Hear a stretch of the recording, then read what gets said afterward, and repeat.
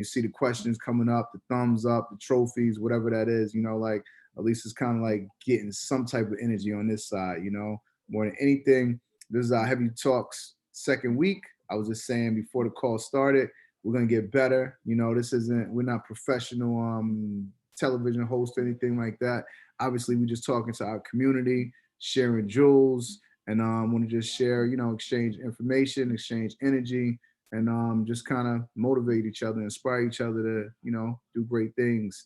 We're all dealing with this time together. First time in history, right? First time, I don't care how old you are, this is your first time. You're dealing with COVID, and dealing with this pandemic. Hasn't happened since 1918. So, it's just a lot of good information to share with one another, just, tips and things to do. And none of us really know, right? But what we do know is that we all sitting here. So now we got to make the most out of our time for real. So once again, everybody, welcome to the Heavy Crew. Welcome to Heavy Talks, our second installment.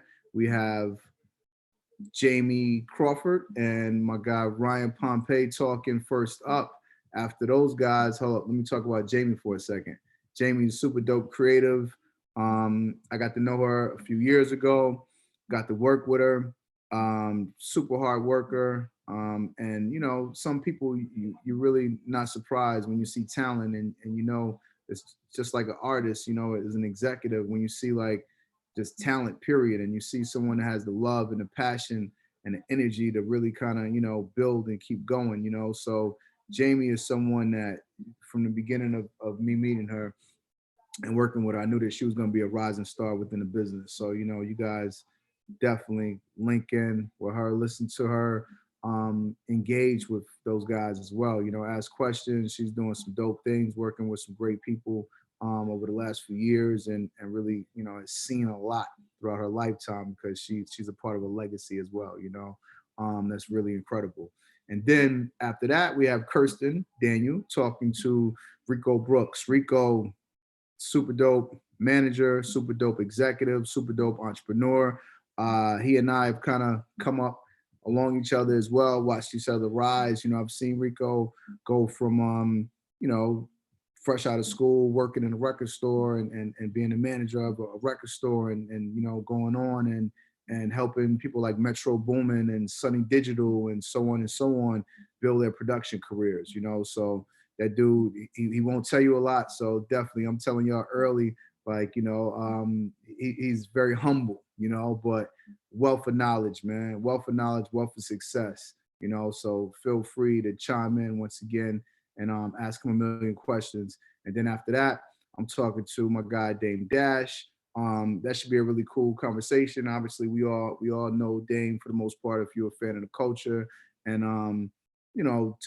for me to talk to him is gonna be different from most of the conversations you've seen with him though, because typically, those two conversations could go kind of crazy. So now it's gonna be a different offering, so I think that should be interesting, for y'all to see, and even me as a fan and of the culture, I'm excited about that as well. So let me chime into the first conversation.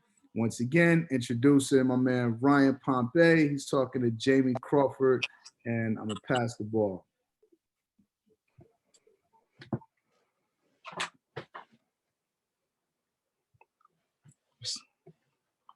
What's up, guys? What's up, everybody? What's good? Jamie, so good to see you. So good to see you. What's going on, everybody? Thank you, everyone, for taking time to log in today and check us out. Like Jason said, this is our second Heavy Talk. It's gonna be really, really exciting. Today we have Jamie Crawford Walker, amazing creative. There's so many things that we could say about her, from photographer to creative to marketing guru. So there's gonna be a lot of cool gems being shared today.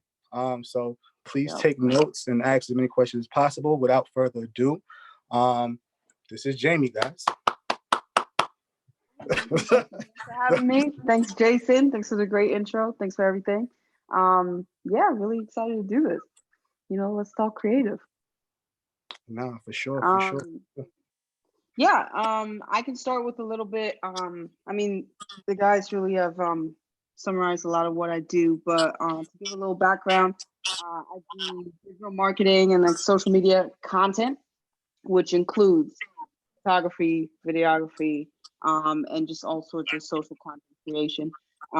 Me, Ryan, and Jason met when I worked at Epic Records, almost like 4 years ago now, and worked really closely and been friends ever since, and family ever since. And now I started my own digital agency about a little over a year ago, and yeah, just been doing that. Nah, for sure, for sure. So we're just gonna jump right into it, right? So as a creative, it's kind of like a mystery field, right? So you're more of a magician. People see the end result, but they don't really know the brunt work that goes into it. So we're gonna just kick it off. Like, so just tell us a little bit more about your background and how'd you get into the creative field? I mean, honestly, I was always into photography, always into videography and all that stuff. And then my freshman freshman and sophomore year of college, I got to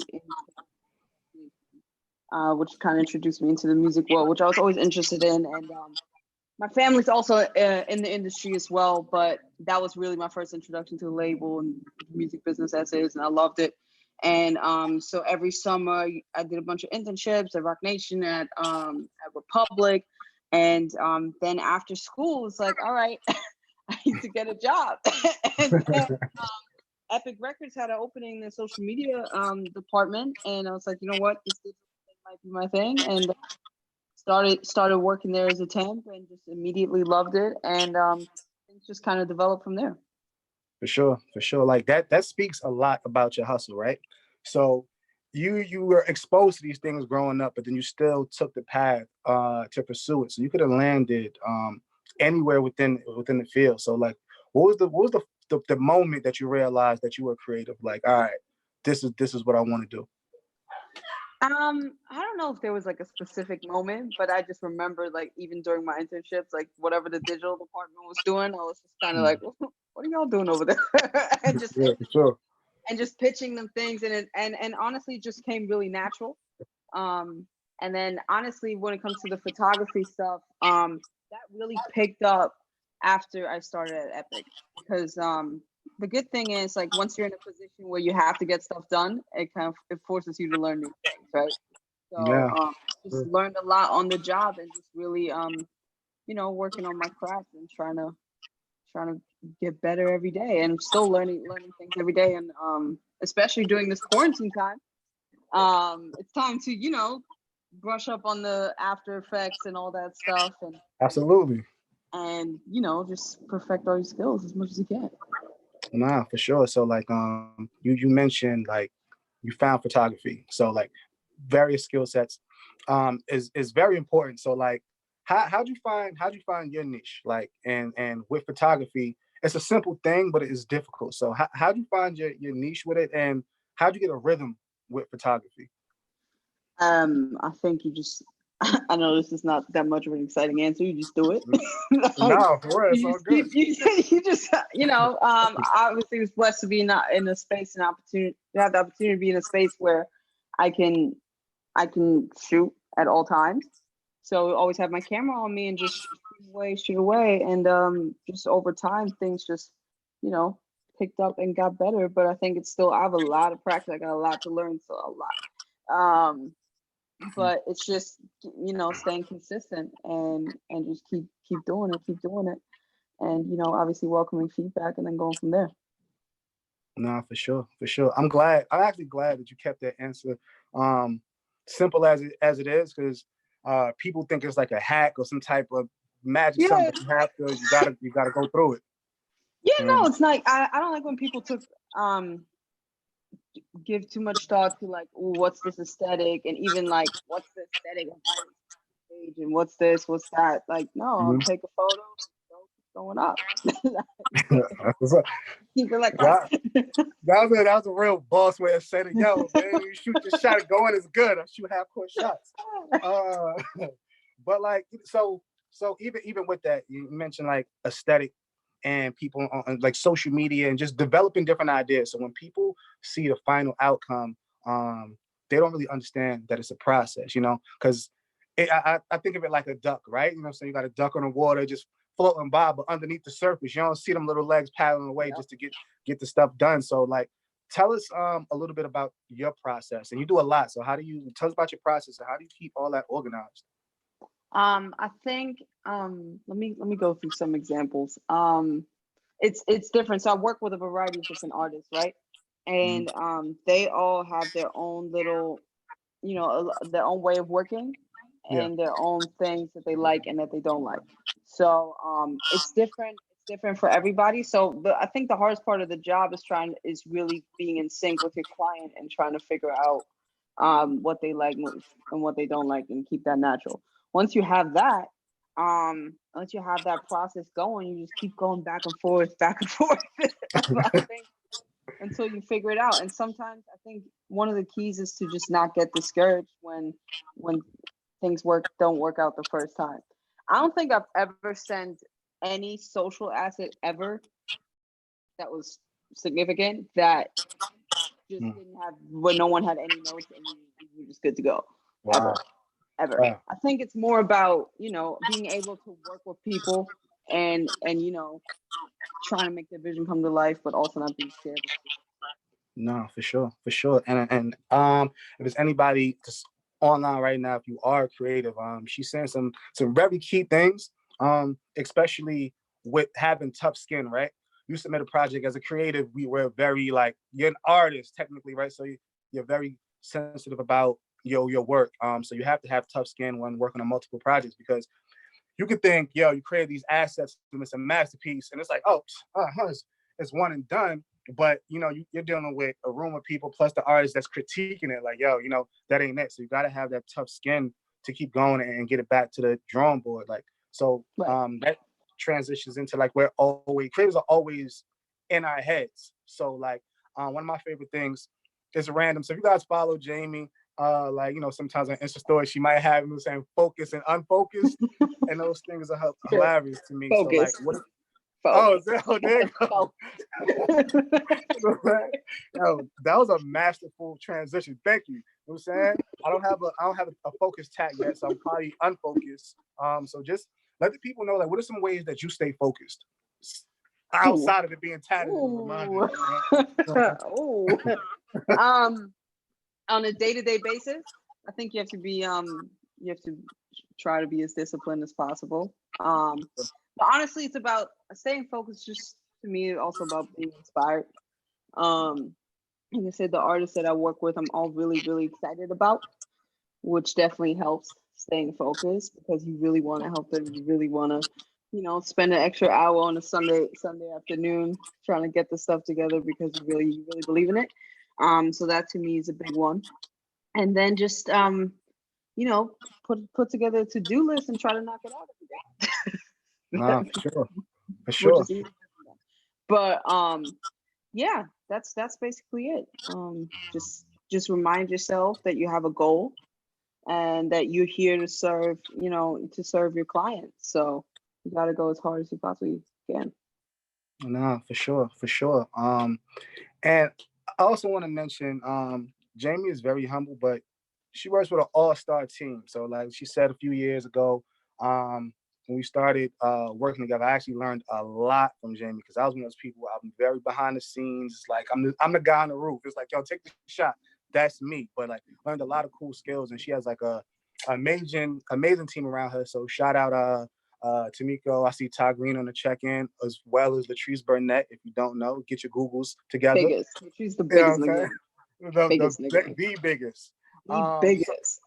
So like you worked on some amazing things. So I think that's very inspirational for creative. So like I want to hear about like what are some really cool projects, a few projects that you worked on that helped you draw some inspiration from. A lot. Let's start with Khaled. Started working on Khaled's project on Major Key. Was my first album with him. So Major Key, Grateful, and Father of Assad.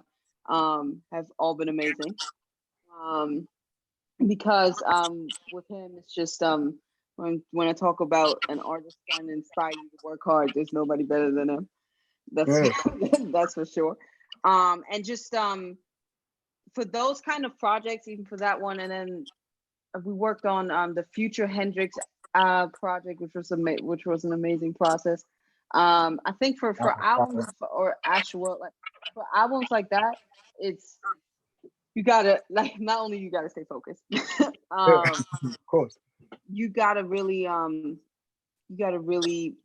be tapped into a different zone. So me and Callie like to talk about that. It's like when it's album mode, it's just like we're tapping into a different space, which means like we're really 100% in. Everything's about the album. I think last year, like my friends got so sick of me, I wouldn't stop talking about Father Side for like 6 months. Like, once you're in that zone, it's the most inspiring thing to do, especially with somebody who loves social media and wants to come up with cool stuff to do every day. But honestly, every project within itself is brings some new exciting things. Even working on newer artists, which is a challenge in itself because if you have a bigger artist, you already have the platform. But it is a really exciting part to work with artists and trying to build their platform. Work on Sir's album last year, which was amazing. So tell us about that. Like, what was that process like? Because I really enjoyed that album, A Life Creative, and I saw you pumping it out. So it's like, and everybody low key like, geez, just throwing out the gems out there, like you know what I'm saying, throwing out these gems. So like, even that's a huge range, right? You mentioned like these are the Grammy Award winning artists, like from Khaled to all the way to Sir, and that's a lot of range and creativity, and also like that mental process. So like, I want to hear a little bit more about like that change and transition from like working on Future's album and then also working on Sir, like another like great artist on the rise. Sir, the Sir process was amazing because we started really, really early. I hopped on the project in February last year, and the album dropped in August. So working with the guys over there, Sir is like one of the nicest people ever, and he really like he's like I just don't know what to post. Like, all right, we'll figure it out. But we spent months just collecting content, figuring out the plan without even putting anything out. So like once we put it out, it was like the dust we're all aligned, and it's really amazing to see that one what the feedback was. Obviously, it's an incredible album. Mm-hmm. The bottom, still listening to it. But I think for Sir, it was just like seeing him go. He was already buzzing, but this album I think definitely took him to the next step. And figuring out the creative with him, making sure it's still on brand, also showcasing his personality was a lot of fun. No, for sure. For sure. So like if it's any creatives, I'm sure there's plenty of creatives online right now. So I know everybody wants to know like, yo, how'd you get started? What's the first step? Personally for me, the program that I first learned was Photoshop. And when you first learn Photoshop, you think, yo, I could just do everything on Photoshop. But then it starts to snowball like with different projects. And a lot of creatives don't really discuss that, right? So people from the outside is like, yo, I need something. Could you do that thing? Make it quick, make it look pretty, pull a rabbit out of a hat like you did before. So for a lot of the creatives on here, tell us what was the first program that you started using, and what are some programs that you're using now? Since while we're on quarantine, I mean, it would be good for people to just try them out and practice. Okay, you can't laugh at me. This is actually a little crazy. So Photoshop was the first one. Photoshop, I took a class in school, so that was the first one. I had a little bit of that, and like iMovie a little bit. That got me the job at Epic. I was like, all right, that's good. I can figure something out between them. Got there, and then it was like, okay, let's figure out an animation. And I was like, how do I do that? All I know is iMovie and Photoshop and layers, right? I don't have After Effects or anything. So I use Keynote. That's a gem. I use Keynote for a long time, longer than I ever want to admit to anybody. I used Keynote because it was like everything was in such a rush and I didn't have the time to properly learn After Effects at the time. So it's like, okay, all I got to do is layer out all my assets, export them individually, and use Keynote to animate them. You can animate so much in Keynote which people don't know. You can size it, everything's perfect. So that's what we did at first. And then it was like things as I pushed our animations, it was like, oh, you can do this. Can you do that too? And then it got to the point where it's like, okay, let's sit down, learn After Effects. And I would just sit at my desk for hours and watch YouTube tutorials over and over and over again for just like little things. It would be, someone would ask me like, hey, can you add smoke to this specific thing? And it's like, okay, let me Google how to do this in After Effects. Yeah. And then figure it out on the go. And I think that's the best way to learn. For me personally, like sitting down and just watching YouTube tutorials for the day, it's just like, it's boring to me. Like I need some sort of goal or purpose for me to be like, okay, I gotta figure this out. What do I gotta do to make it happen? And then you kind of learn and pick these skills up as you go. But try to find some sort of task is really helpful. Push you out of your comfort zone for sure. That was actually some jewelry store. That's not one gem. Now she gave you guys a jewelry store. Somebody just said on a check-in, Google's your friend. It is your friend. And one of the things that she just said, that a lot of creators, or something that you're looking into, a lot of artists out there, you have managers that have artists, you're just trying to get your creative assets going. Keynote is actually a free program. So if you have an iPhone, if you have a MacBook, it's an Apple product and it's right there available for you to use for free. And another thing, people out there, if you're making creative decks, personally, I would say do not go the PowerPoint route. That's what we're trained to do, and it's easy. It feels good, but once you get, like Jamie said, you create beautiful decks, beautiful assets, and everything. So like Jason said the other day, man, we had a conversation about like producers, right? So you think you need all these, you need equipment, right? Oh, I just need, you know what? I need the camera, I need Photoshop, I need After Effects, I need all these things to get started. But what you really just need that will and determination, and you'll figure it out for real. I got like maybe one or two questions before we go into the audience questions here.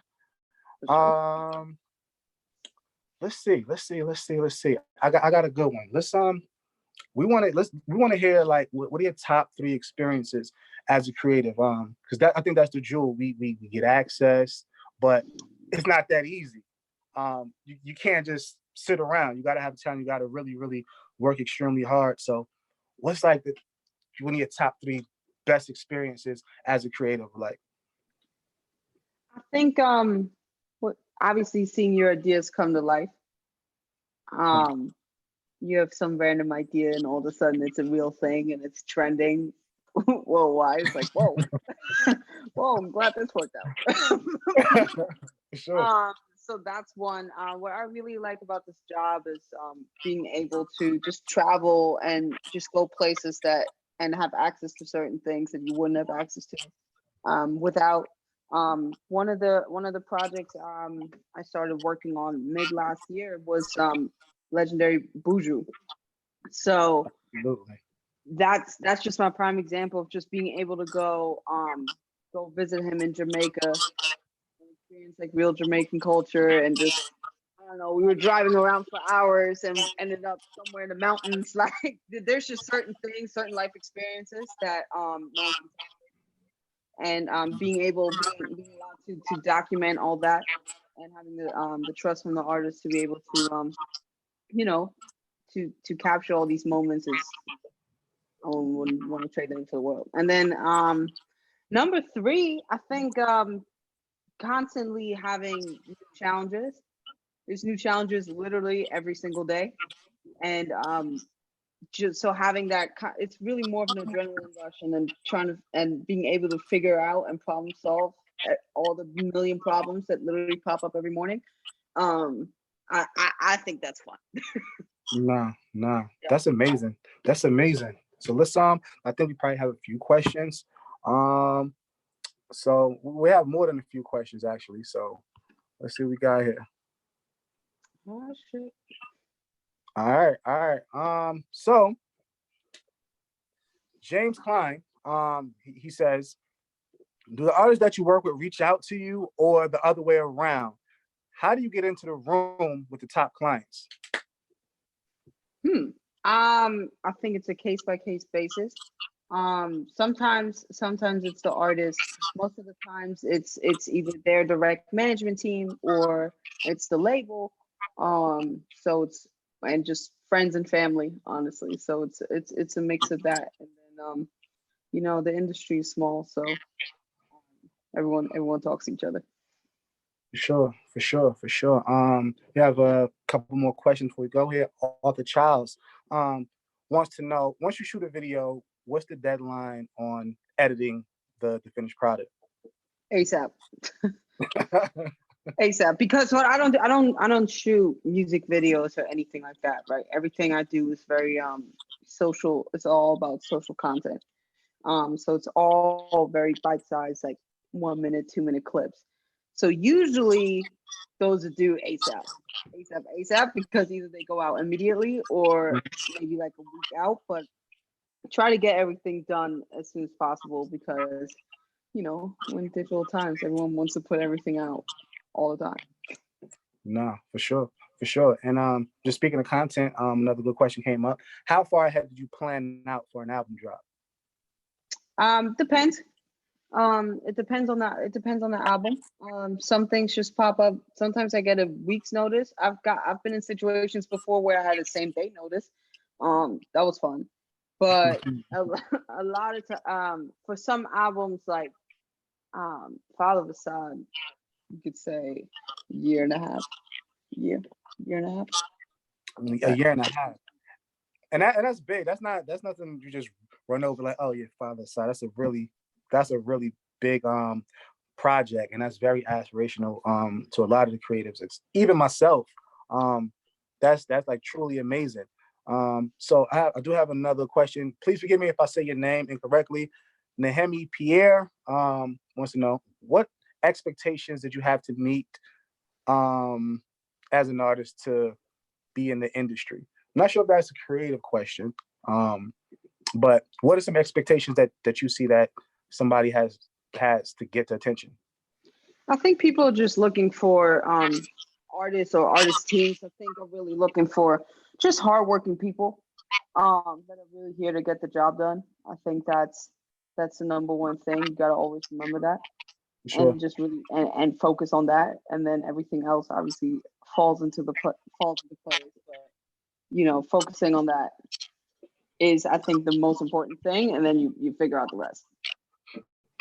For sure. And I do have a curveball question from somebody that actually anonymous, but says, if I want to take pics at festivals and venues, and they're working their way up, can they make it without an internship or a job in the industry? Can they what? Say it again. I guess this person, photographer, they said they're taking pictures at venues and festivals. They want to know, can they work their way into the industry without having a prior internship or job? Yes, 1,000%. I have a friend of mine. He's a freelance photographer, and all he does, he just goes everywhere. Wherever there's anything going on, this man's there with his camera at all times, and he just hustles his way, and he's an amazing photographer, and he's really blowing up, and it's really just his hustle and just networking and figuring it out. You know what I mean? I think everyone has their own path, especially when you're really focused on the photography stuff. I don't think it's whatever you make your path to be, but it's really once you go out and shoot, talk to people, make sure everybody gets their content, and then if they like it, they'll definitely hit you back up. Sure. Now before we close out, I got two questions here. I mean, a lot of photographers probably on with us right now. So the question of the day, Canon or Sony, and why? Sony. Jeez. All right, and why Sony? Just because that was like the first camera and I make picture habits. Like everything, all my lenses are Sony. I like Canon, but I'm used to Sony. I've had nothing but Sony cameras, lenses. I'm sticking to it. Nah, And I like it. I was guys, if you're on here, you shoot. I started off with Canon. I'm partial to Canon cameras. I remember I used to shoot here and there, and it's just like, yo, I remember Ty being like, hey man, you better pick up that camera. The camera gonna change your life.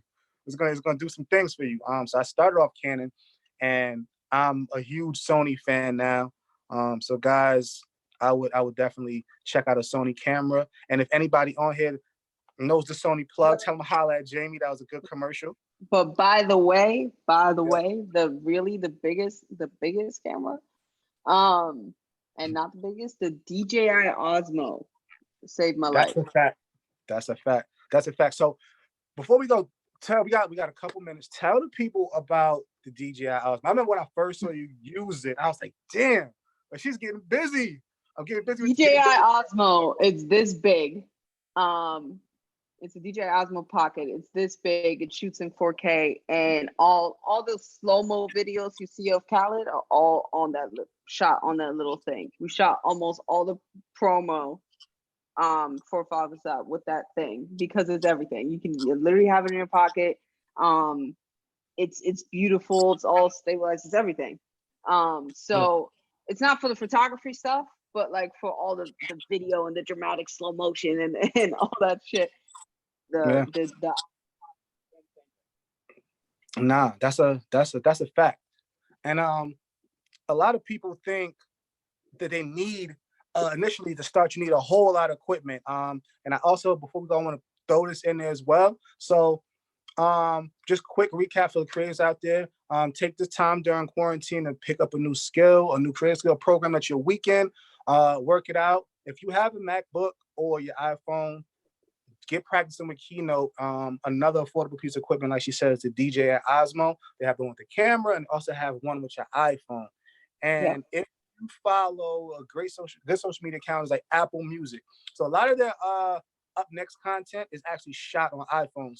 So if you think you need some huge camera equipment, all you got to do at the camera right there, 4K. Go into your camera settings. If you have an iPhone 7 to 11, go on your camera settings, change your camera settings to 4K, 24 frames. If you wanted to slow-mo, change it to 4K, 60 frames per second, and it looks amazing. 4K is 4K anywhere. Jamie, just closing out. I'd like to give you the floor. You have anything to say to the people?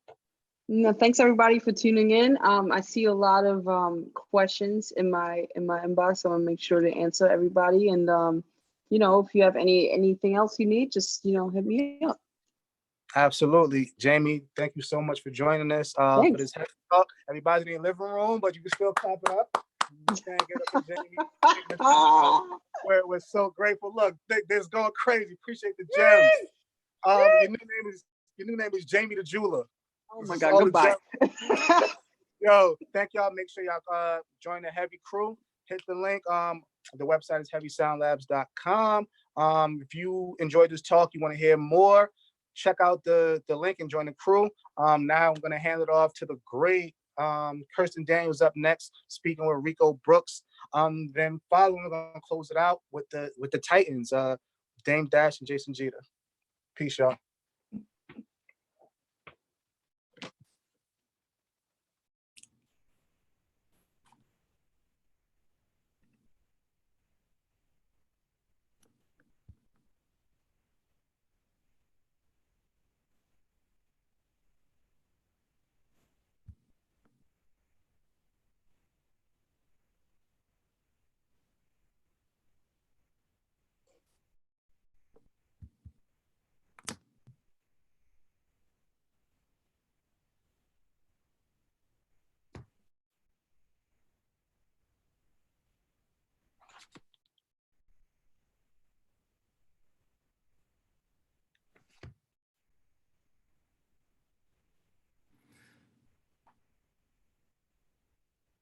Can y'all see me?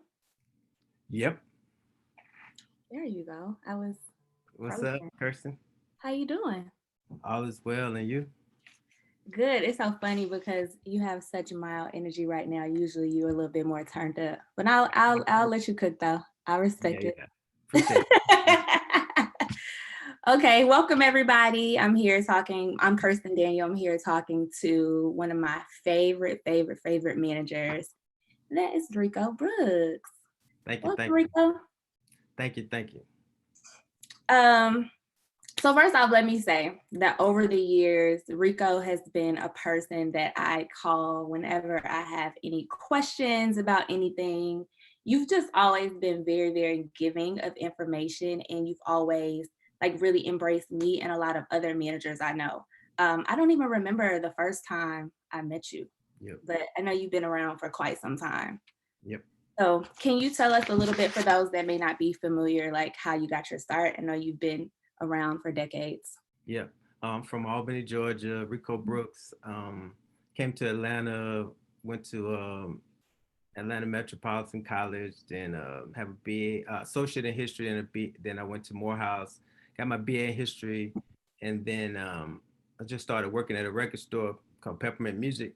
And then from there, I started meeting all these cool people like Jason Jeter, like Vince Phillips, Dan Brown, like all these guys that were coming up in Atlanta in the industry. And then I ascended at the record store from like sales associate to third key to assistant manager to manager to district manager.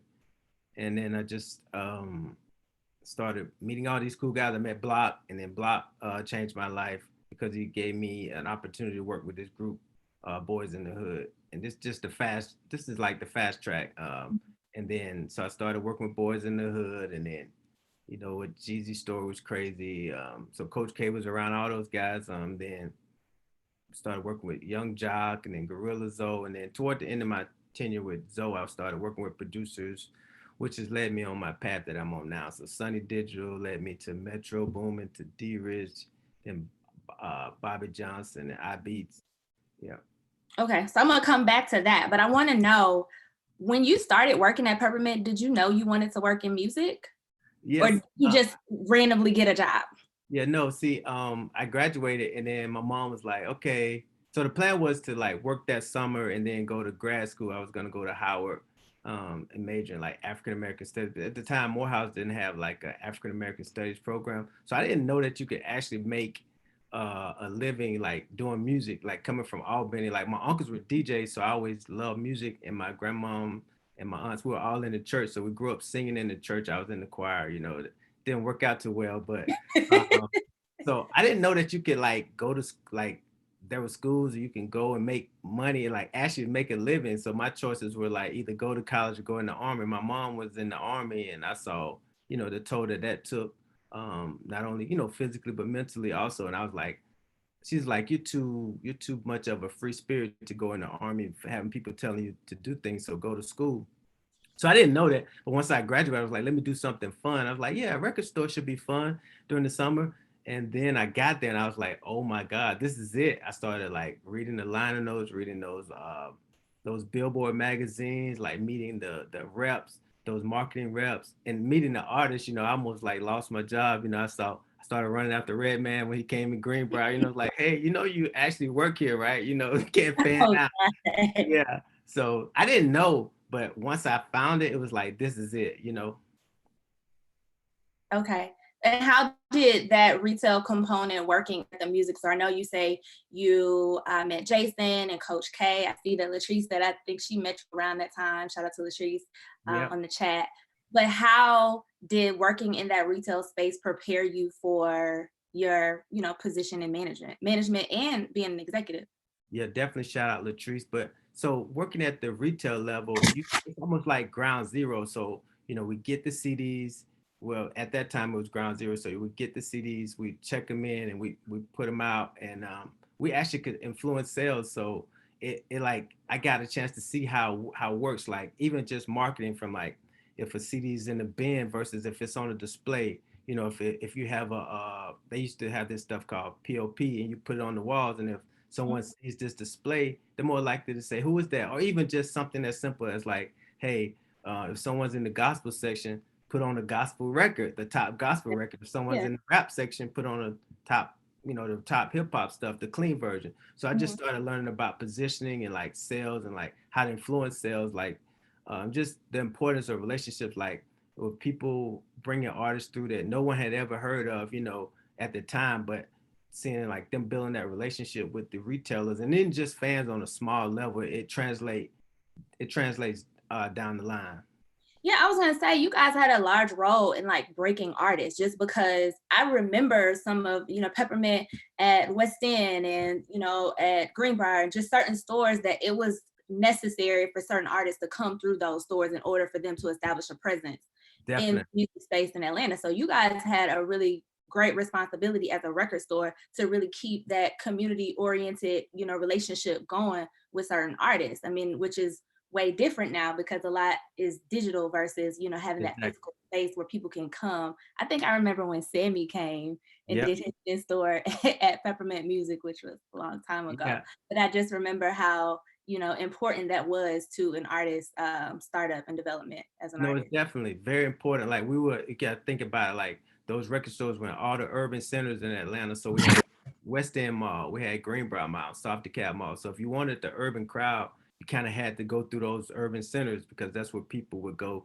congregate. Like now everybody go to Lenox on Saturdays, but they were going to these urban centers because you never know who you would see at Greenbrier Mall, like the local celebrity or whatever. But I remember when I think Cash Money, they had released the album and they were supposed to, we had an in-store at the West End, but Marta kept calling. The police were like, what's going on? All these kids are like not in school and they're getting off at the West End train station and walking to the West End Mall. And so they actually had to shut it down because it was just so many people coming to the West End Mall to come see like Cash Money and the in-store. So it was just like, wow, to see that, and just looking back, it was like, okay, yeah, this is not gonna happen, so it was definitely very important. Wow. So then you went for Peppermint and then you got introduced to Block and started working at Block ENT.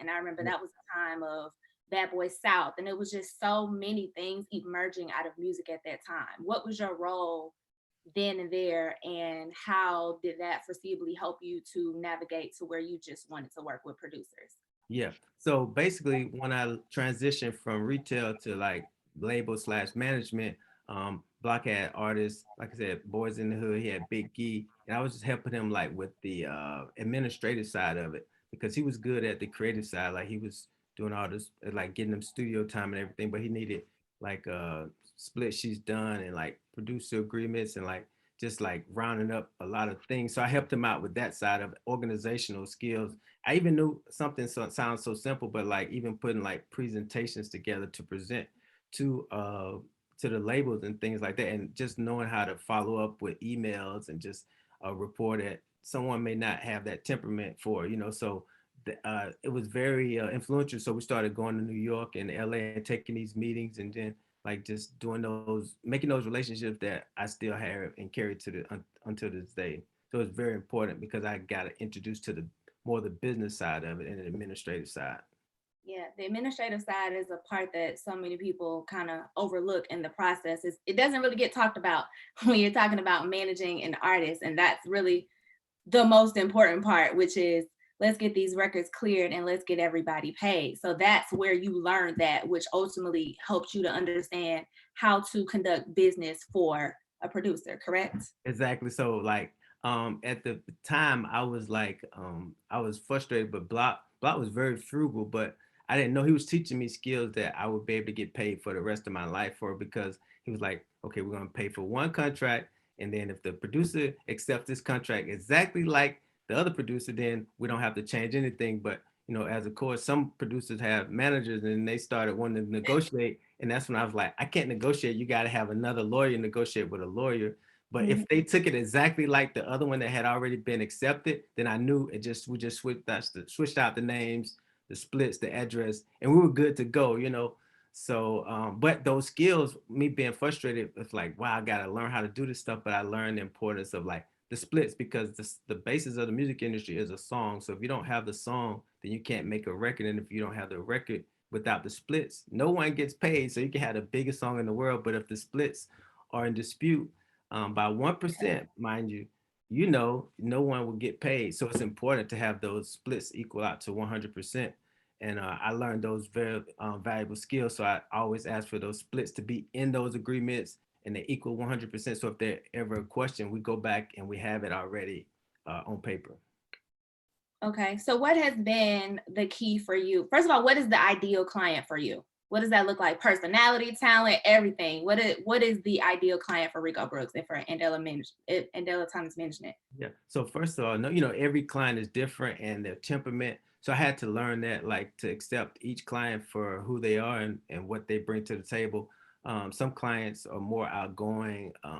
You know, some clients have like great skills, like as far as navigating studios. One thing I loved about Metro when I worked with him is he was able to navigate those relationships from Drake to Future to whoever, you name it, and just do it in a way that flows seamlessly. Was other guys like, say, for example, Bobby Johnson, who did like 7-Eleven for Beyonce and records for Zan, and very successful in his own right, but he more like say, hey, look, let me send the beats, and I live in Germany, and I'll just send the beats out, and we'll still make money. So it's like different approaches, you know. So the guy like Sonny, you know, he was just like a magnet to talent, and he just was able to identify talent early. So he had each client brought something unique. So I had to sit down and learn each client's way of doing business and the way they like, and then I would try to help them become the best version of themselves. But with all that being said, if it was up to me, I would want someone who's, you know, talented, of course, hard working, work ethic,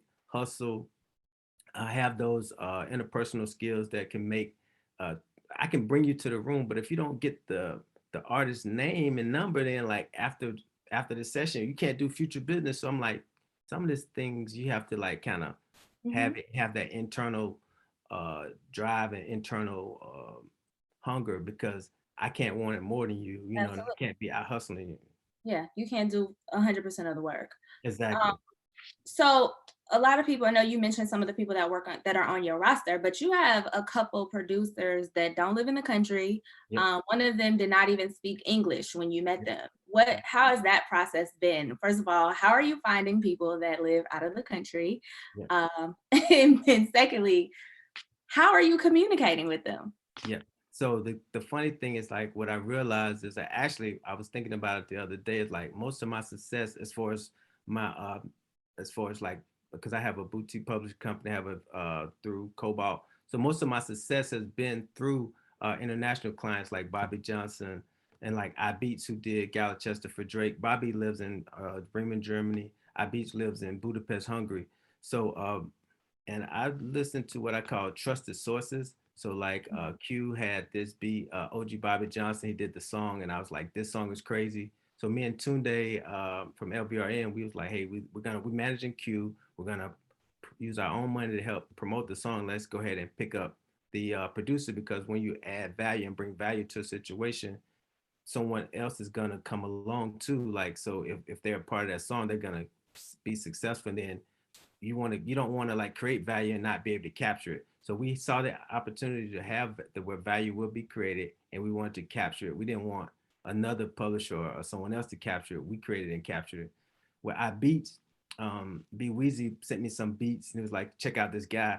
And one thing I learned about music is that it's universal. So even if the guy or the female, they don't speak English, the music is universal. So when I heard these beats, I was like, yes. And so we got him to the US. Then after the success of Drake, then the Drake song, he was able to get a tutor and speak English, and, you know, go from there. Wow, that's incredible, because you know, like to get him to having a Drake beat, but to get a tutor, like he took all these steps in order to like really make sure that his career was going in a proper direction. And I'm sure that came with your guidance. And you're right, music is universal. And once people hear the sound of the music, they don't care where you are, what you look like, they just want the beat. So what is it that because music is so universal, what are those things that you're looking for in production in order to say, oh, this person got something? Because you know, you probably get sent beats all day, every day to you, every DM you got, every email, every phone number you have. what is it that you hear immediately? Like, oh no, I got to get in touch with that person. Yeah. So I always learn to to listen to myself, like and listen to that. I don't know if it's called like gut or those instinct, like the thing about when I hear certain things, like that. I said I'm just gonna try something different, but I realized my way to success and my path to success is different from other people. So I always like listen internally to that motor, to that voice, and then I bet on it, and that's how I'm able to capture it. Because if I wait until it's on Spotify, the top Hot 100, like I can't compete with the major publishers as far as funding. But what I can do is I can hear and see something early and make a bet and place a bet. And once I hear that and place a bet, I'm betting more on my talent and our talent and together what we can do together versus just like, let me just go chase who has the hot single, who has the hot sound.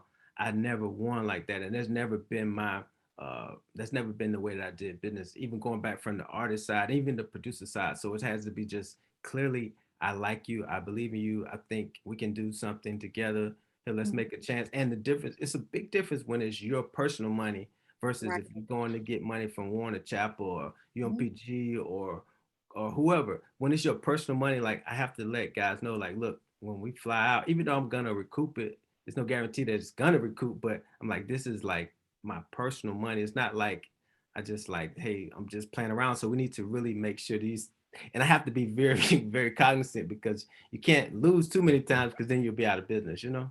Yeah, you will. You Yeah. definitely will. And listening to that internal voice is key because sometimes you'll know a situation just isn't right, regardless of Yeah. what the game, can possibly be. But listening to yourself, because 9 times out of 10, if you had a feeling that something wasn't right about this relationship, you're Yep. gonna soon see that something wasn't right about that relationship. And Yeah. so you mentioned having a partnership with Cobalt. Talk to me about when is a good time for a producer to be approaching that publishing conversation. Is it before you have anything and you have a lot of potential, or is it after you get your first major placement, or is it not at all? Like talk a little bit about publishing and how that plays a role in a producer's early or mid to late stages of their career. Yeah. Yeah. So once again, it's all depends on the producer. So I always ask the producer, like, hey, if I'm managing a client, hey, look, there are things like personal, like, hey, is your home situation straight? Or are you trying to get out of an apartment where you can't play beats? You gotta always use your headphones to buy a house. Yeah. Or hey man, I live at home, I need a car.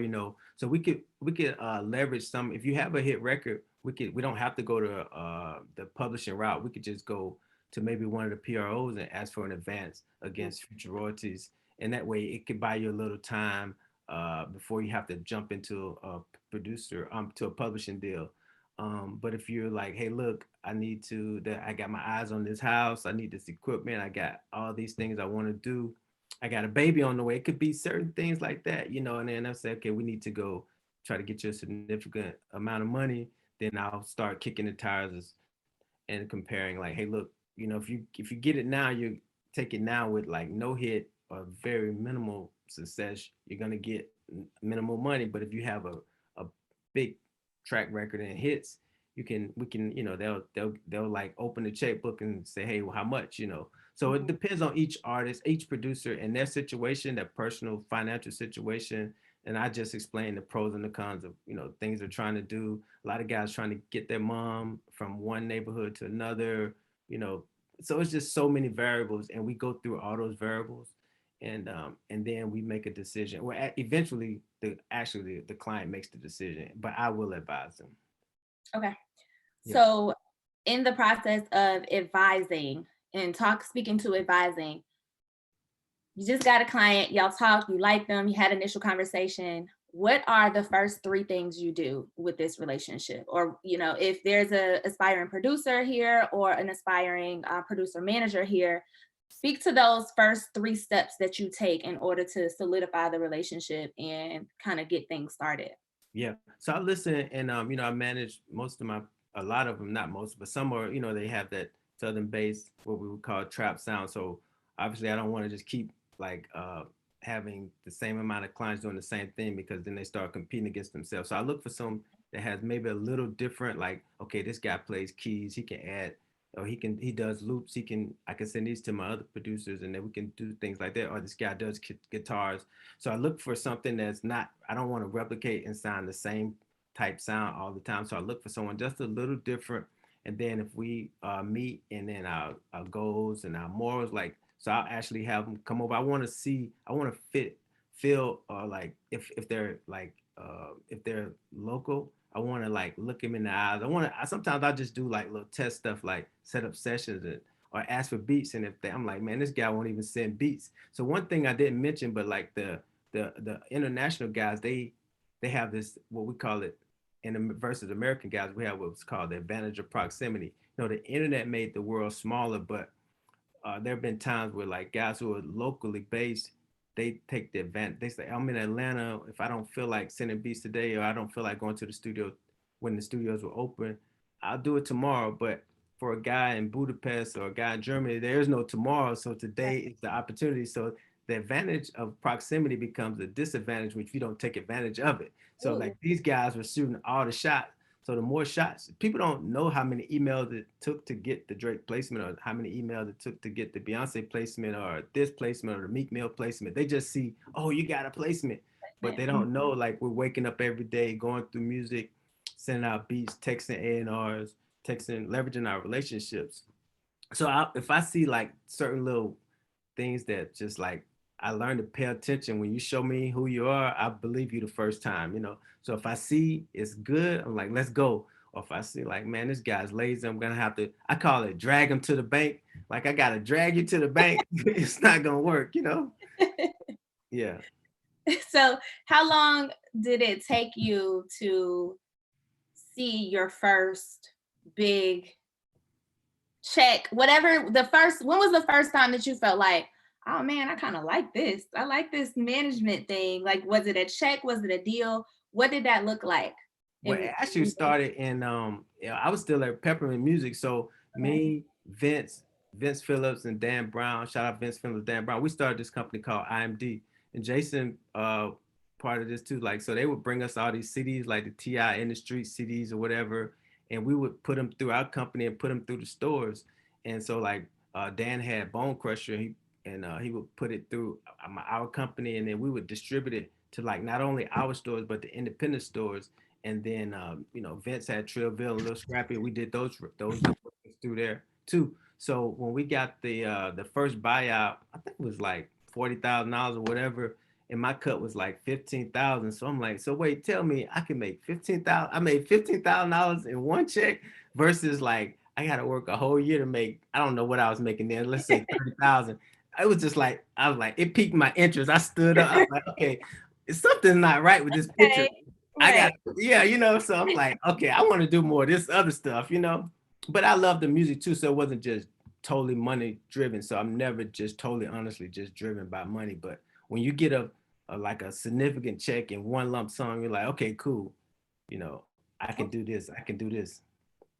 Okay, I have two more questions for you before I go to the audience questions. But how has your success preparation changed as you've hit certain marks? You've managed some of the top producing clients and had some of the biggest records come out of, you know, your company, your clients.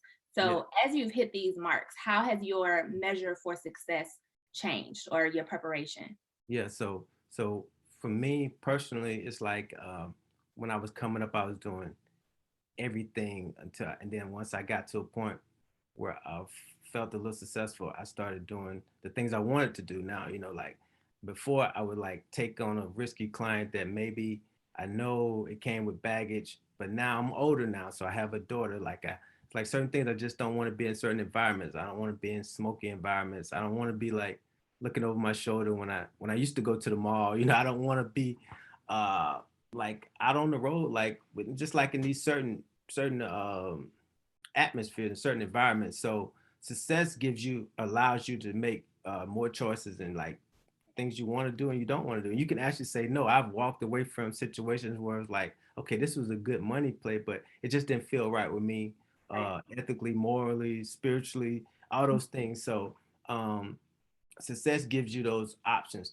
to say, hey, look, and my measure of success is different. Like, so my measure of success is being able to do what I love uh, while taking care of my family and the ones that I love. So, and I want to be, we go to the same church. So I want to be a personal success and a professional success. I don't want to be the guy that's known like, oh, he's great, out there. But then you talk to his baby mama, his family, and they're like, this guy Yeah. sucks, man. He doesn't come Yeah. to family reunions. He's never even sent the text or nothing. So I want to be well-rounded. Okay. Last thing, tell us about how Rex came together. Oh yeah. So Sunny Digital actually, so like I said, that gut instinct. So I'll tell you a story. So Zoe, I was managing Gorilla Zoe, and we were like trying to make it quick. And he was doing all these mixtapes. He was doing like a mixtape a day through, I think it was live mixtape. So he'll wake up, record all these songs, and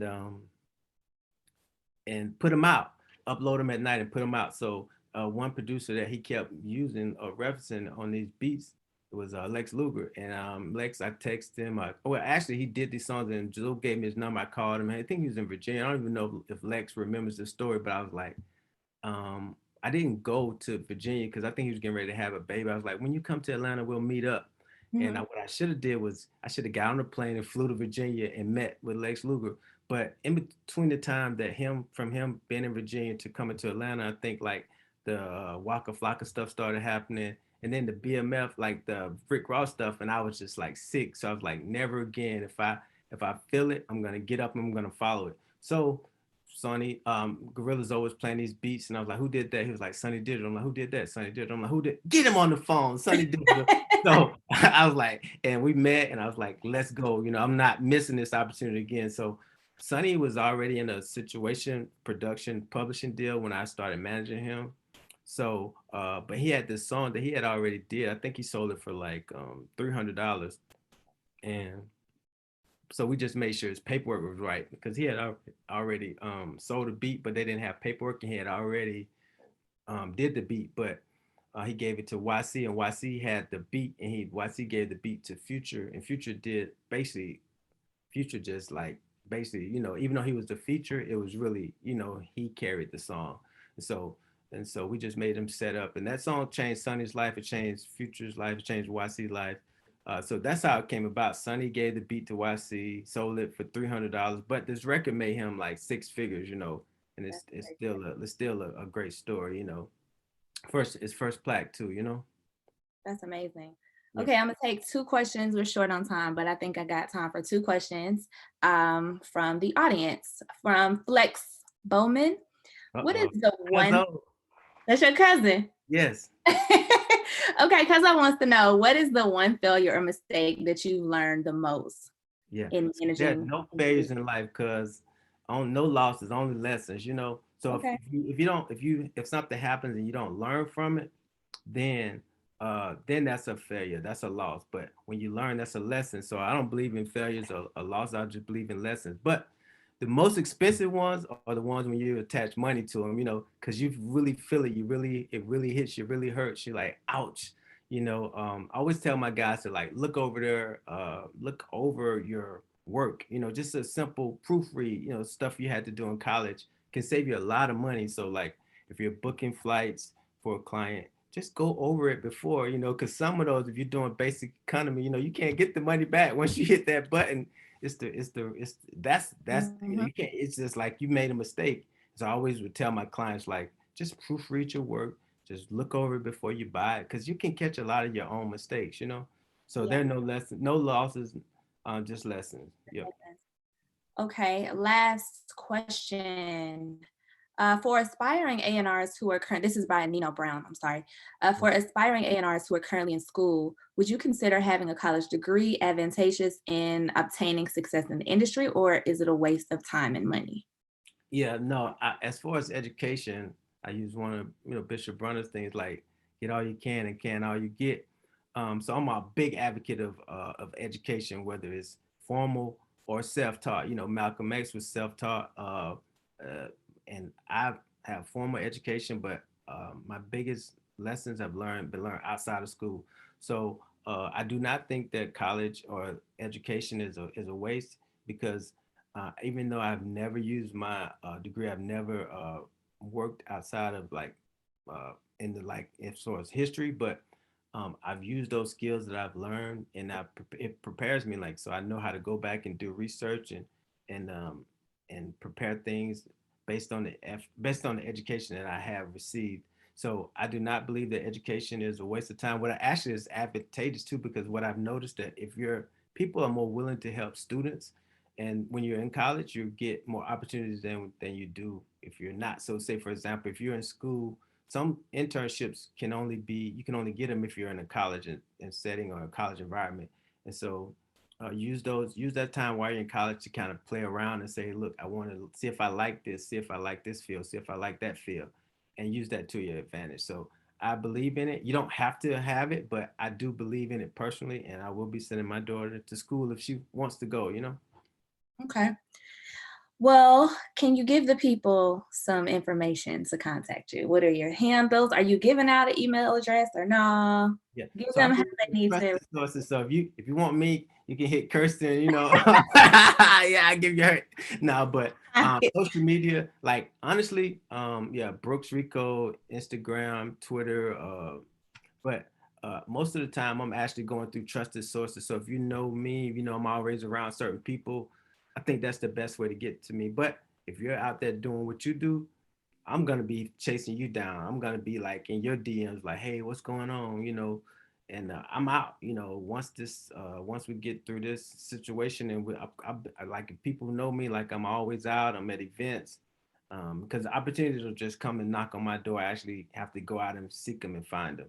So that's the best way for me to reach you. Like if you see me out, but if I'm eating, you know, kind of with my daughter, kind of be respectful. But if I'm in a setting where, I mean, I am there, like where there's a music event and I'm always posting those events, feel free to come and approach and let's You just chop be it up. out, Rico. There's no excuse.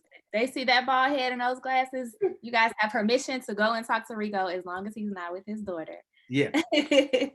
Well, thank you so much. I You. appreciate you being my guest. You always give me the best advice and are always there whenever I need anything. So I really appreciate you taking this Appreciate time. you. Nothing but love. Thank you. All right. Thanks, Rico. All right. And for everyone else that is here, this is just like a heavy crew plug. I know there have been some application links that have been sent out. But yes, the heavy crew is live open. We're going to be doing these things on a regular basis for you guys. Yeah, Essie just dropped the application link in the chat room. So please feel free to check it out, see what it's all about. This has been production by, well, Jason started this company and he's since grabbed all of the young creatives that he's known to be a part of this. And it is a pleasure to have an opportunity to kind of give back in a way that was given to me and for those around. So if anybody is interested, please check out the link. And next we have Jason Jeter and Dame Dash. They gotta put like the applause button on there, right? Like a little applause button. Yo, yo, yo. What's goody? What's good? Am I on? Say something. What's that? Oh, I'm here. Yo, can you guys see me? Oh, there you go. All right. What's happening, bro? Good. Can you see me? Huh? Can you see me? Yeah, I can see you now. All right, cool. Yeah. What's good, I can see. man? What's good? Quarantined up? I mean, besides the problems of the rest of the world, and they are problems as well. It's pretty positive. I'm seeing the light in the dark. Seeing the I'm light. seeing the light in the dark. There's a What's going on? positive. There's a positive Yeah. to the negative. You there? Always. Well, there's a lot of opportunity, so it's like if someone was running the block the wrong way and everybody on the block wasn't eating and they was miserable, sometimes, things have to change. The whole block got to change the way the block moves. Yeah. And, it's in a funny way, it's like something bad might have to happen so that something good can come out of it. You know what I mean? So there's always war before there's peace. And I think people look at war a traditional way. but this is a different kind of war, one that we weren't anticipating, which means it's also a test. So I think in this moment, we're seeing who's a real general and who's a real soldier, you know, whose companies can function in a recession, a pandemic, whatever, and whose companies can't. Who has real good product, which when you need to be outside, it comes to you, and you know who's been bluffing. So we're gonna see who's the real deal right now. Yeah, yeah, nah, absolutely, man. I think, of course, we're getting right to it, right? We're getting right to it right now, like with where we're at in the world, and just the conversations that we have on a regular basis, just about content, right? And content being gold, and just being resilient, even as an entrepreneur. Right now, we're all dealing with the same thing at the same time. So now, to your point, some people are going to make the adjustments, and and some people are going to maintain. A lot of people are going to fall off, and some people are going to prevail.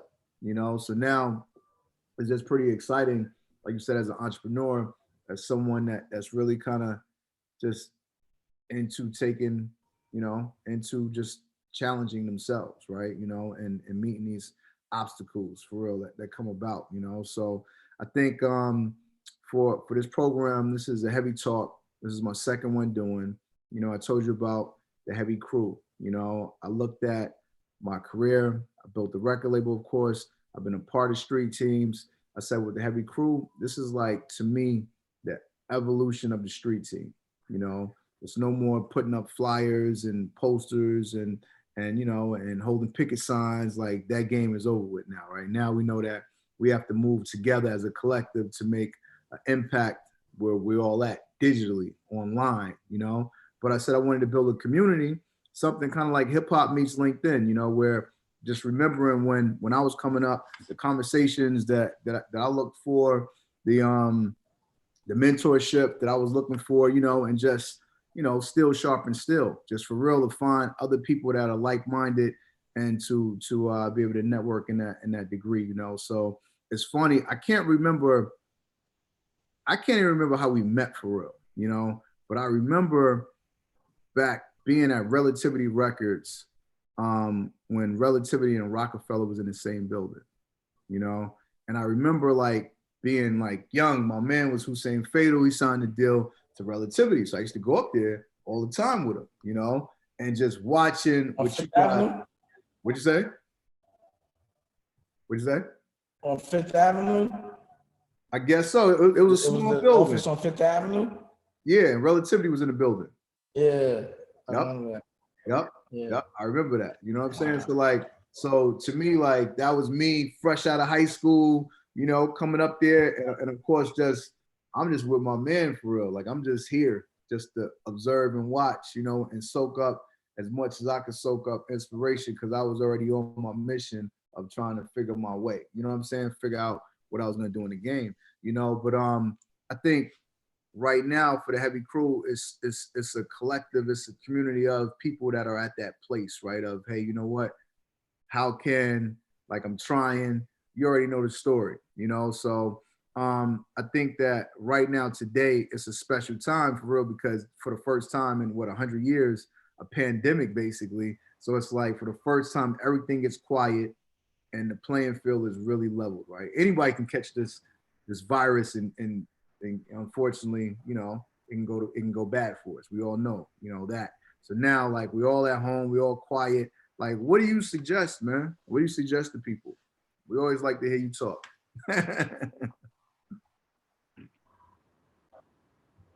As you see, based on my action, the way I see things, I look at corporate of the people that have the AKs and they got the tanks and they got all of these big guns, but right now they don't have no bullets.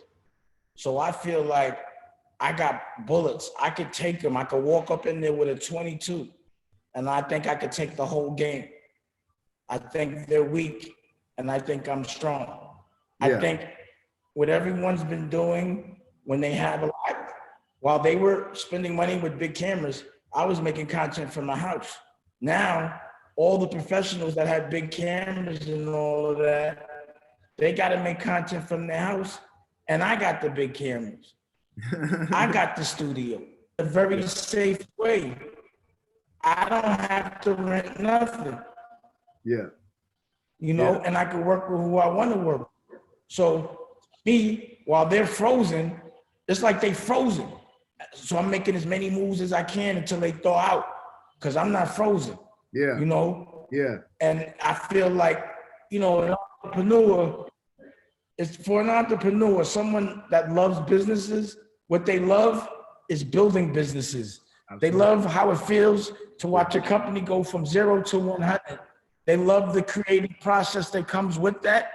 A real entrepreneur even loves the pain, because you can't be an entrepreneur consciously unless you are all right for moments, because it always gets dark before it gets light when you're paying for your own stuff. Yeah. The minute you buy something and put it in the street, you broke till you get it back. Yep. Whether you hustling or whether it's whatever. So the minute you put something in the street, that could be considered, I'm broke right now. Yep. Until I can squeeze the juice out the concrete. And then you get it back, but it comes back quadruple, triple, but you have to be able to sustain the I'm broke right now. Absolutely. And a lot of people are too scared of the I'm broke right now. So, you know, not to talk your business, but I'm watching you make some aggressive moves. Oh yeah. So you got to put up money. You have to take a chance. You got to be broke right now till you get it back. Yeah. So also, you're an entrepreneur. Absolutely. I've been putting $1 million a year for 10 years into this Dame Dash Studios just for a moment like this. Yeah. I've been doing I'm broke right now for 10 years for this. Yeah. And now it's time to see the whole thing I've been broke right now for yield. Yeah. But an entrepreneur got to be built for the I'm broke right now. Like when I say it with pride. Like an entrepreneur be like, nah, I ain't got it. Yeah. Mm-hmm. Someone that ain't got it, they be like, oh, I got everything, you know. But a real entrepreneur takes pride in, nah, I'm broke. Leave me alone. Good. Yeah, it's all good. We know how it goes, you know. Let me see this. Thoughts creating something when you have more time. All right, what I would advise people to do right now is invest in things that are panda. Like if you're thinking about a business, please don't think about a business that involves crowds of people when this thing comes back. Clearly. You have to think about a business that can stand it if it comes back. You know? Yeah. So that's how people should be thinking right now. Absolutely. And then even, you know, a lot of these guys obviously have artists and stuff. So, you know, that even applies to art as well. You know, now we know that we're going through something as a country as a whole, unemployment. So now musically, the toleration is going to be a little different. You know, like musically, things are going to change too, because, you know, what made you laugh pre-pandemic is not going to all the way make you laugh necessarily post-pandemic, you know? So I think that's just also something too, like creatively, you know, like now you got to really kind of dig deep, and y'all got to, you know, as artists, or even if y'all managers, you got to have your artists understand the fact that you got to represent the people. You can't live in a bubble with a non-reality, you know? So, you know. Jason, you're a person that manages and has managed major artists, and you know that an artist's major source of income is the show. Basically, that's where they see in cash, period. Yep. Now, in this moment, an artist is gonna have to figure out how they're going to make cash without having to get an advance from a label. And also understanding, you would think, you know, people would be listening to more music, but streaming is down. It's actually down right now. So what would you, because you obviously, you knew better. You have an you know, your only business is shows and selling merch at the shows. Yeah, yeah. How does a manager adjust? How does an artist adjust? And, you know, how many personal appearances from your house can you do for people, you know? Yeah. How long can that last when you're used to getting $1 million a show? Yeah. You know what I'm saying? What do you do? For sure. So I'm gonna tell you, right? I think that clearly you gotta adjust with the times, you know. So we know that, to your point, shows are out. You can't think about shows for quite some time. Who knows when, you know? You can't always, you know, go on live and perform or whatever it is, because at that point nobody's gonna care to see you anyway, right? Because you overexposure, right? You know. So I think that It's like watching on TV. It was different. It's like watching a music video. yeah. No one's paying for that. Yeah, but now to your point though, now an artist got to take this time, man, and go in and create work, like whatever that work is, right? If it's a movie, if it's a album, if it's a book, if it's some type of tangible piece of work that you can sell and really, you know, that could last forever. You know, that's really what this opportunity is about for real, right? Create innovation. Now, for you artist, you a painter, yo, you better go paint some incredible series, huh? Now, realistically speaking, right, you know, a couple of different artists. Now, there's some really creative artists. There's some artists that aren't as creative as they present themselves. Absolutely They not. just got hit records. Yeah. You know what I mean? And then they get to perform them. You know what I'm saying? What happens with those guys? With those guys, man, they better You know, like a guy like David. So a guy like who? Almost A guy who? like David Sebastian, like he's a pure artist. Yeah. David Sebastian. Yeah. So he's the dude that did the Gucci burn, and he's an artist and he can direct, and he's thriving in this environment where before everyone was trying to keep him out. He put his album out through Instagram and made 100 grand, but he has a lot of content. He's the guy that can do those kind of things. Real straight artist. He was You prepared. know, that's why I believe in artists that can survive when they have no money behind them. That's a real artist that just does it because they enjoy it and they're fighting for something. But that's what I said. Those are the ones that will survive. But what about the ones that are about bubblegum shit? Yeah. Those guys, a lot of that stuff falls off now. You know, it's not like the party's changed now. You know what I'm saying? It's like being in a club and you playing like early music during the early time and it's up tempo, and now the music switches because like, you know, the whole vibe has changed right now. So you got a lot of, you know, stuff that lends towards a party and the party's not really going on. You might have to figure that out, you know. But you hit on a point though that I want to talk about a little bit. Party promoter do like Yeah, party promoter's in trouble right now. You know, the party promoter right now. The party promoter's in trouble right now, man. Like it dries up quick for the party promoter right now. You know, a strip club owner. You know, it dries up quick for those businesses. But sure, you touched on the point though, right? So a question that so many people always have is, what does the artist with no money do? How does that guy get it going? You know, I actually just read one of the questions on his questionnaire, and tell me your thoughts creating and building something when you have more time than money, especially in the season we're in. I think we kind of just talked about that a little bit though, for real. Like, it's too easy right now. Yeah. No matter what you're doing, like, yo, you got all the time in the world for real. You know, you got all the time in the world to go in and strengthen your weaknesses and prepare yourself better, you know, as well, for sure. Yeah. So what do you think post-corona though, man? How do you think also play out? Go ahead. Well, me, I come out like the Rockefellers and how the Kennedys came out of Prohibition. Things in distress. It's going to be a lot of things in distress, a lot of things for sale. Whoever has cash is going to be able to buy up everything cheap. So my big play is my big thing is, if I have a lot of cash, when this is over, I'm going to be broke. Because I'm gonna buy everything, and then when the economy picks up again, I'm gonna be back at it. I ain't got nothing. I ain't got it. Yeah. I just bought all the movie theaters. Yeah. I just bought all the hotels. Yeah. I just bought everything. And then when the shit kick back up, it's over. Yeah. So, you know, I'm thinking about making $1 billion and I could just flip $1 billion. I know I'm gonna make $1 billion in cash and just put 900 back into just so many opportunities. Cause you know, I don't like raising money and doing the fun thing. I like to use my own bread, you know, which is like what I was trying to say about an artist relationship. People now can't hide behind a mystique. You have to be able to have a personality.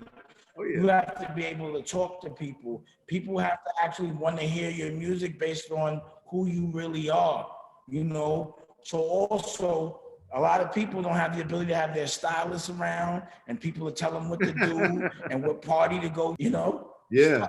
No bar, you know what I mean? Yeah. Like, a lot of people don't know how to exist without a bar, but nigga, I'm still gonna be crispy because whether or not I know how to survive, I could cut my own hair.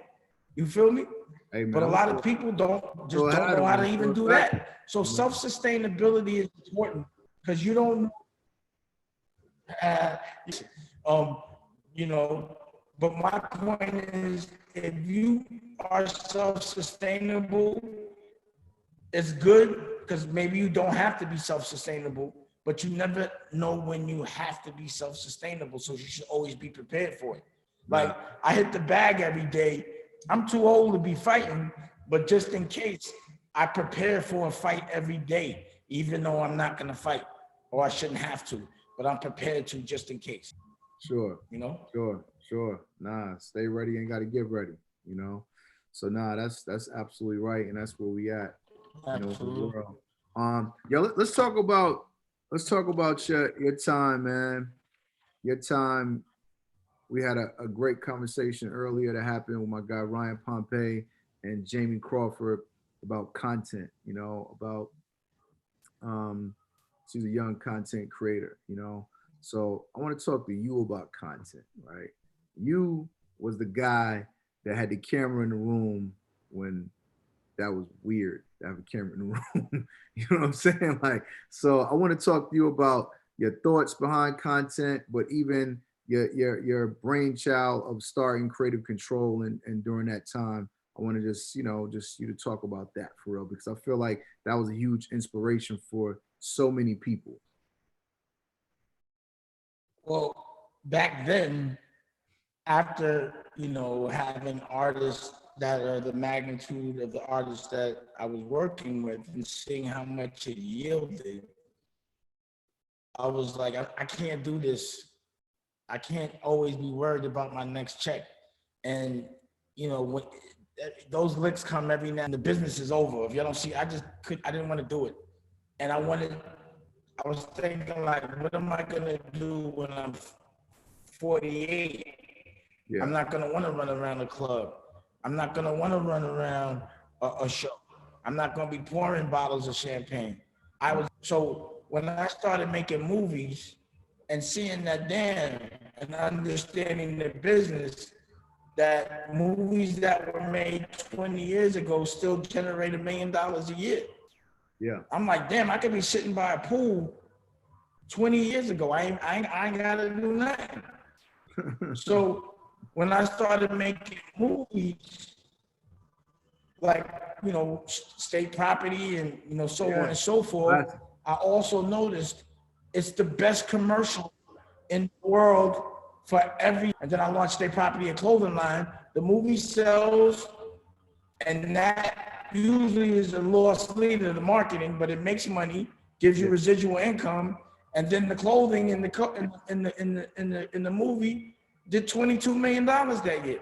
Yeah. You understand what I'm saying? So it also gives you it stimulates a lot of ancillary things as well.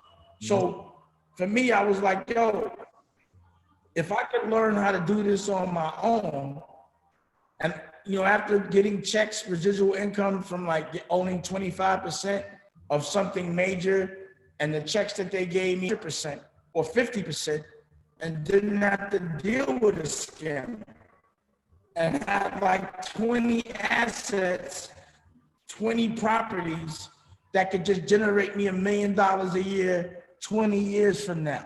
Yeah. Maybe imagine if I have 100 You understand what I'm saying? Yeah. So when you capture content, there's fashion, there's music, there's the art of the storytelling, there's the art of the way it looks.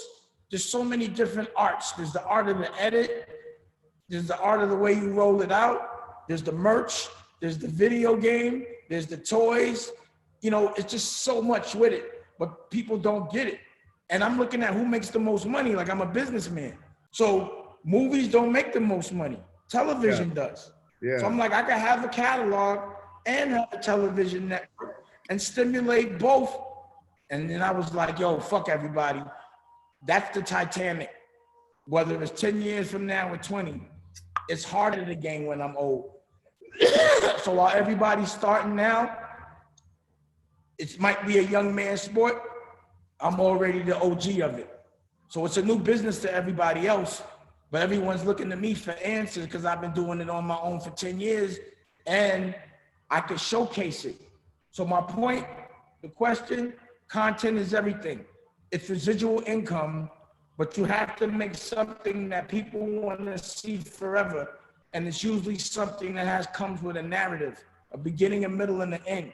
So, you know, capturing life as it happens, sometimes without a narrative is only cool in that moment. But you want something that's going to be cool in every moment for the next 20 years, like Scarface, The Godfather, A Christmas Story, you know, shit like that. State Property, you know, every generation of kid in hip hop is going to watch State Property or Minister Society or Colors. Every kid has to watch that. Yeah. You know, just like, you know, reading Dr. Seuss book. My kid read, you know, Where the Wild Things Are. I read Where the Wild Things Are. Everyone's gonna read that. It's just timeless. So that's why I got into the content game. Because I don't want to be living a rap life when I should be living a jazz or you know what I mean, the old cool life. I just didn't want to be looking like the old man in the club. Plus, I want to make $1 billion. So are you telling me you didn't want to be 50 years old, running through the crowd to grab the bottles to bring back to the rapper? Yo, can you hear me? No way. No way. Nah. I ain't want to walk in the club. No way. No way. Your reception kind of. I can't even think about. I couldn't even fathom that right now. I couldn't. That's like saying I'm gonna pitch nickels with crack on a block like I did when I was 16. I just can't see it. Yeah, of course. All right, so but the whole movement, DD72, Creative Control, the Black Keys album, Black Rock, like blending all that stuff together. Those are my fun times, bro. Those are your what? That was when I got to showcase who I was. So with Rockefeller was an element of who I was, and that was the only element that was in Rockefeller. But DD172 was me saying I could do what I want now. And I love art, I love rock, I love pause, I love jazz, you know, I love everything. Worrying about money and just capture culture, you know, and I ran around the world doing it. And they were the funnest times. Like, you know, it's crazy to remember, you know, Wiz Khalifa before Black and Yellow and A$AP Rocky, you know, all those are like young guys just hanging out in the gallery, just chilling, you know, and knowing that everything that I see them do now, I'm the DNA of that, you know, of being, expressing yourself and not categorized to, you know.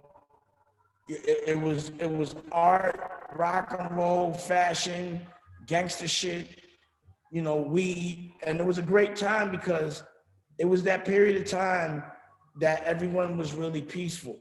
You know, we're being violent, the Wiz Khalifas and the Currencies and the Smoke Dizzes and the Don Kennedy, everyone, that was the first time, because when I was, you know, for the Rockefeller days, people didn't mess with other states.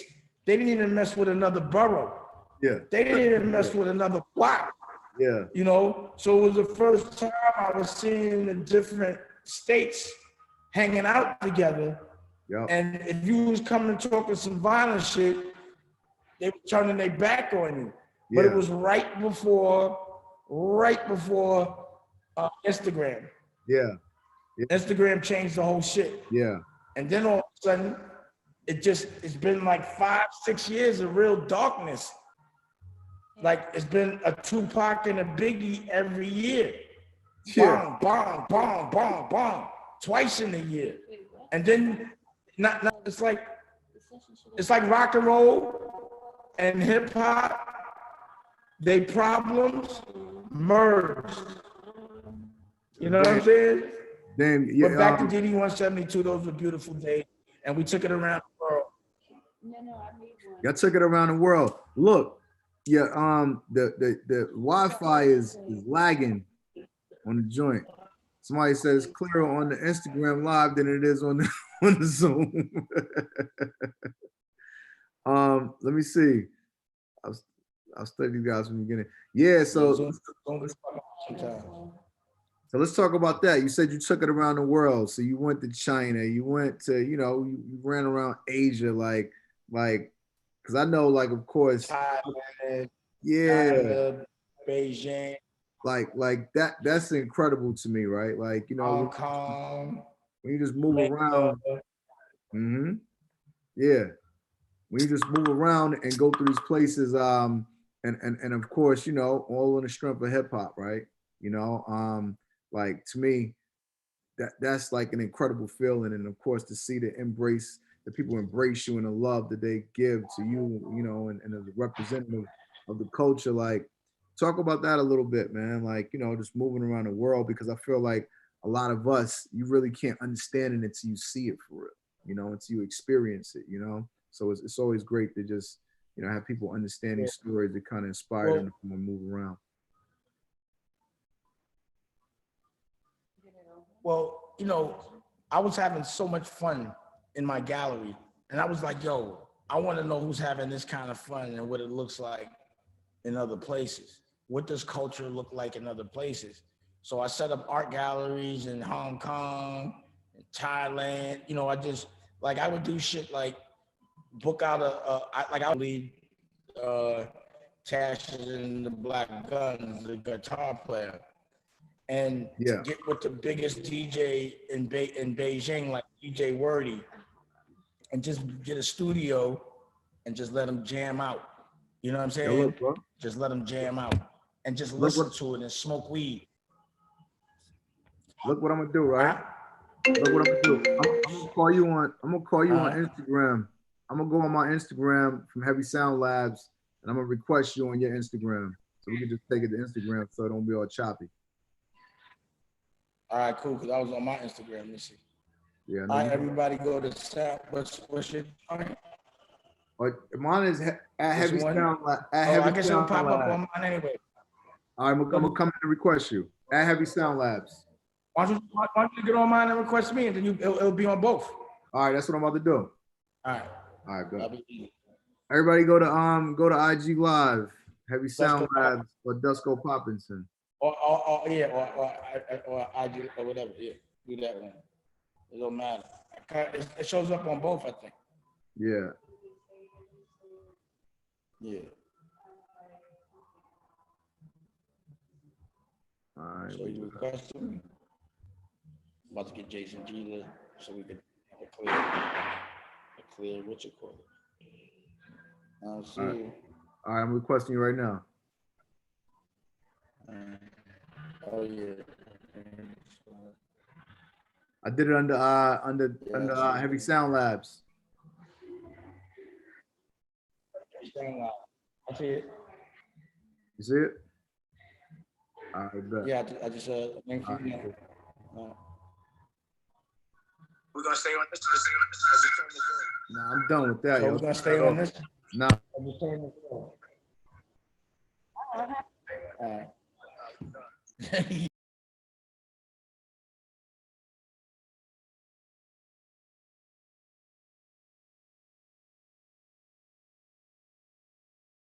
And I guess the connection was So Heavy Sound Lab just took over everything. So